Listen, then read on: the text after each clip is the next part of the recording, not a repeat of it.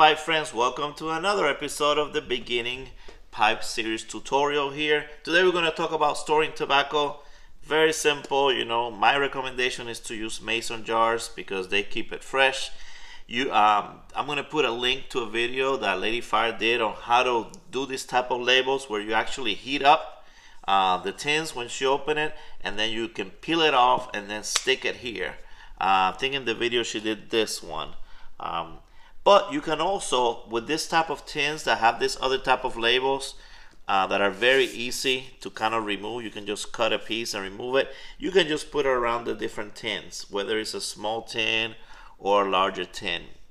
They will dry up, especially if you leave them too long in some of these tins, and especially the pouches.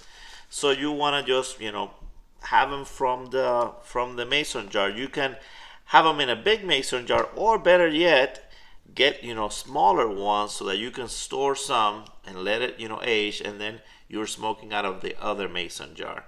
I would suggest for you to put the date whenever you can. That way you can keep track of the age, and you don't have to be fancy with label. As you can see, where's the there you go, the Sleepy Hollow one.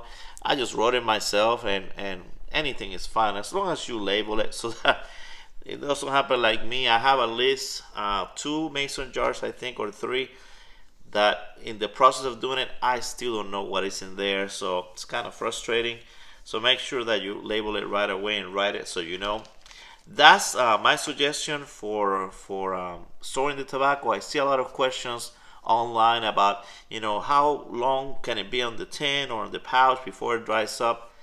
I would say don't risk it, because then you have to go through the whole process of trying to rehydrate the tobacco, and you could waste it. Some of the tobaccos from way old, like Carajo, for whatever reason, I've kept it in here for the whole time and it's never dried up.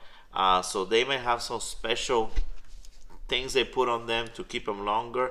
But I say most of these newer tobaccos, they're getting more expensive, so don't waste them. Put them in a mason jar, and that way they can stay there and not get all dried up. If you're not familiar with a mason jar, this part is the part that kind of seals in there, keeps it really sealed.